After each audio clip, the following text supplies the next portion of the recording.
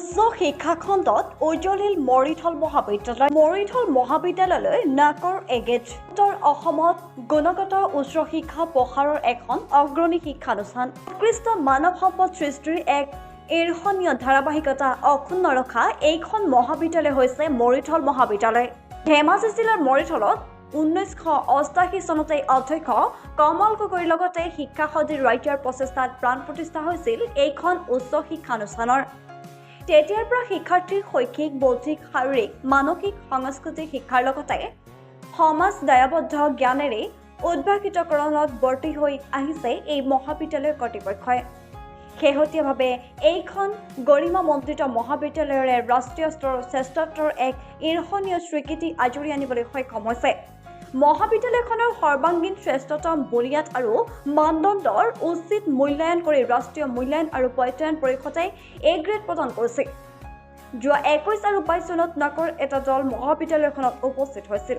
হাৰিয়ানা ইন্দিৰা গান্ধী বিশ্ববিদ্যালয়ৰ উপাচাৰ্য অধ্যাপক ডক্টৰ জয়প্ৰসাদ যাদৱৰ নেতৃত্বত অহা দলটোৱে মহাবিদ্যালয়ৰ সৰ্বাধিক সূক্ষ্ম পৰিদৰ্শন কৰি সন্মোহিত হৈছিল। পৰৱৰ্তী সময়ত নাকৰ ঘোষিত ফলাফল লাভ কৰি উল্লাসিত হৈ পৰিছে মহাবিদ্যালয়ৰ পৰিয়াল। ডিব্ৰুগড় বিশ্ববিদ্যালয়ৰ ভিতৰতে সমুজ্জ্বল হৈ জিলিকি উঠা মহাবিদ্যালয়খনৰ এনে বিৰল স্বীকৃতি অৰ্জন কৰি প্ৰাণ প্ৰতিষ্ঠাপক অধ্যক্ষ কমল গগৈৰ অতুল্য অৱদানৰ শ্ৰদ্ধাশীল স্মৰণ কৰি এনেদৰে ক'লে মহাবিদ্যালয়ৰ অধ্যক্ষ ডক্টৰ দীপেন শইকীয়াই। আমি নিজেও খুব আনন্দিত হৈছোঁ।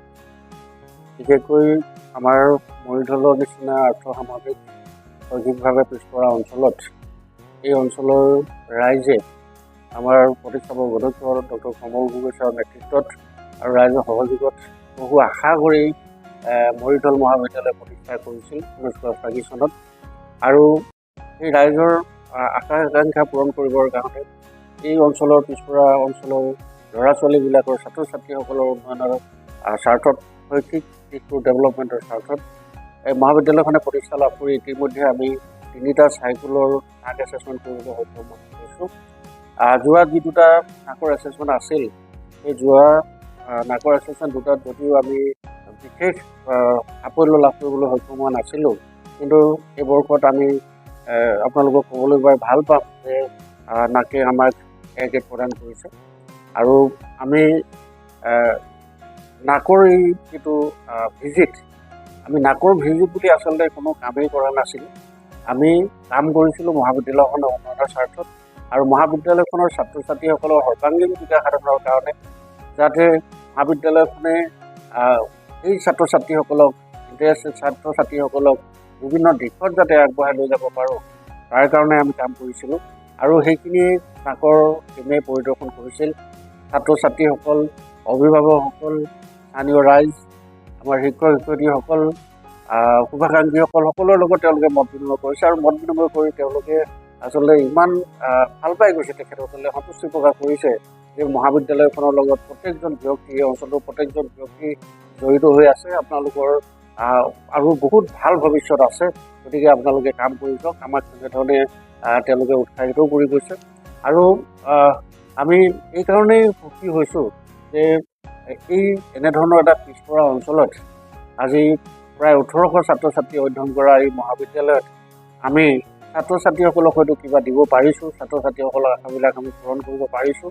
যাৰ কাৰণে ছাত্ৰ ছাত্ৰী বিভিন্ন ওচৰৰ দাঁতি কাষৰীয়া জিলাবিলাকৰ পৰাও ইয়ালৈ ছাত্ৰ ছাত্ৰীসকল আহিছে, আহি তেওঁলোকে এটা পৰিৱেশ পাইছে।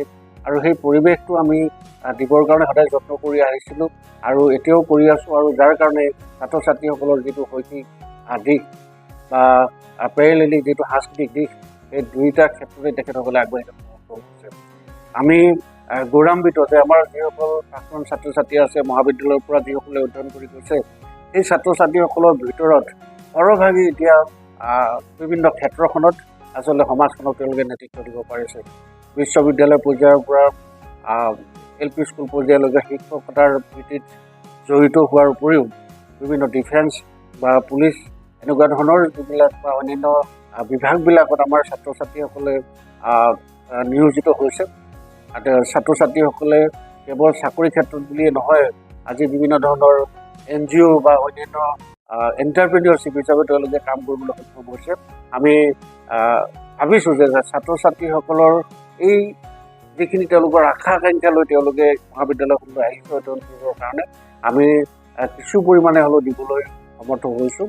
কিন্তু আমি এইটো দাবী নকৰোঁ যে আমি ছাত্ৰ ছাত্ৰীসকলক সৰ্বোচ্চ দিব পাৰিছোঁ। এতিয়াও আমাৰ বহুখিনি ড্ৰবেক্স আছে, আমি নিজেই কেলকুলেশ্যন কৰি চাইছোঁ আৰু পৰৱৰ্তী সময়ত আমি এই যিখিনি আমাৰ পৰিকল্পনা আছে সেই পৰিকল্পনাৰ জৰিয়তে ছাত্ৰ ছাত্ৰীসকলৰ সেই সৰ্বাংগীন কল্যাণৰ কাৰণে তেওঁলোকৰ আশা আকাংক্ষাবিলাক পূৰণ কৰিবৰ কাৰণে যাতে আমি সফল হ'ব পাৰোঁ, আমি তেওঁলোকক যাতে আগবঢ়াই লৈ যাব পাৰোঁ, গতিকে তেনেধৰণে আমি পৰিকল্পনা ইতিমধ্যে যুগুতাই উলিয়াইছোঁ আৰু সেইখিনি কাৰ্যকৰীকৰণৰ ক্ষেত্ৰত আমি বিজ্ঞ মহলৰ লগত নিশ্চয় আলোচনা কৰি আমি সঠিক পথেৰে যাতে আমাৰ উঠি অহা প্ৰজন্মক আমি লৈ যাব পাৰোঁ তাৰ কাৰণে আমি কাম কৰিবৰ কাৰণে মৰিধল মহাবিদ্যালয় পৰিয়ালটো সদায় সাজু হৈ আছোঁ আৰু আমি দায়বদ্ধ হৈ থাকিম যাতে এই অঞ্চলটো বুলিয়ে নহয় সমগ্ৰ অসমৰ শিক্ষানুষ্ঠানবিলাকৰ ভিতৰত মৰিধল মহাবিদ্যালয়কো এখন উচ্চ স্তৰৰ শিক্ষানুষ্ঠান হিচাপে আমি গঢ় দিব পাৰোঁ। তাৰ কাৰণে আমি গোটেই পৰিয়ালটোৱে মৰিধল মহাবিদ্যালয়ৰ পৰিয়ালটোৱে একাগ্ৰতাৰে কাম কৰি আছোঁ আৰু ভৱিষ্যতলৈ কাম কৰি যোৱাৰ আমি প্ৰতিশ্ৰুতি ৰাখিছোঁ। News desk Dhakuakhana live.